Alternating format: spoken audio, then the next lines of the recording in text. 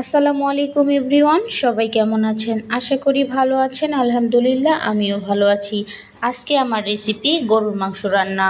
তাহলে চলুন কথা না বাড়িয়ে ঝটপট রান্না শুরু করি।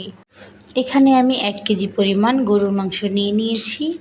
দিয়ে দিচ্ছি পেঁয়াজ কুচি, 5 থেকে 6টি পেঁয়াজ কুচি করে নিয়েছি।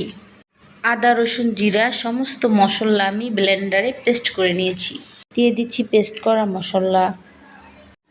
দিয়ে দিচ্ছি 2 চামচ পরিমাণ লবণ, 2 চামচ পরিমাণ গুঁড়ো মরিচ ও 1 চামচ পরিমাণ হলুদ, 1 কাপ পরিমাণ সয়াবিন তেল দিয়ে দিচ্ছি।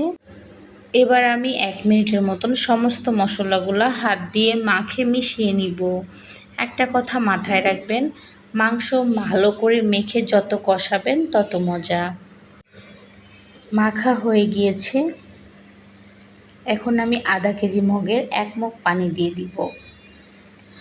এই পানিটাতেই আমি মাংসটা সিদ্ধ করে নিব। আমি আর এখানে কোনো পানি দিব না। ঢেকে দিচ্ছি ঢাকনা দিয়ে। চুলার আঁচটা হাই পাওয়ারে দিয়ে দিব 10 মিনিটের জন্য। এই যে দেখেন 10 মিনিট পরে ফিরে এলাম। মাংসটা কিন্তু বলক চলে আসছে। এখন আমি চুলার তাপটা কমিয়ে মিডিয়াম করে দিব। আমি 2টা আলু কেটে রেখেছি। কেটে রাখা আলুটা দিয়ে দিব, কারণ এই রসে আমি আলুটা সিদ্ধ করে নিব। আমি মাংসতে বেশি ঝোল রাখবো না। আমি মাংস রান্না করলে মাংসতে আলু দিতেই হয়। আমার বাচ্চারা, ঘরের মানুষ সবাই আলু পছন্দ করে, এই জন্য আমাকে আলু দিতেই হয়। আপনারা না চাইলে স্কিপ করতে পারেন। আসলে মাংস অনেকেই অনেকভাবে রান্না করে, এক একজনের রান্না এক এক রকম স্বাদ। আমার ভিডিওর কোনো অংশ যদি আপনাদের ভালো লেগে থাকে, প্লিজ একটা লাইক করে দিবেন, সুন্দর একটা কমেন্টস করে যাবেন।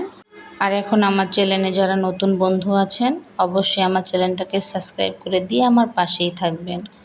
আমার রেসিপিতে যদি কোনো ভুল ত্রুটি হয়ে থাকে, অবশ্যই সেটা কমেন্টসের মাধ্যমে জানাবেন, আমি শুধরে নেওয়ার চেষ্টা করব। এই যে আমি 3 থেকে 4টি কাঁচামরিচ দিয়ে দিচ্ছি। কাঁচামরিচ দিলে ভালো একটা কাঁচামরিচের ফ্লেভার আসে, ভালো লাগে। আপনারা তা না দিলে স্কিপ করতে পারেন। এই যে আমার রান্না করা হয়ে গিয়েছে। আবারও দেখা হবে, কথা হবে নতুন কোনো রেসিপি নিয়ে। ততক্ষণ সবাই ভালো থাকেন, সুস্থ থাকেন। আসসালামু আলাইকুম, আল্লাহ হাফেজ।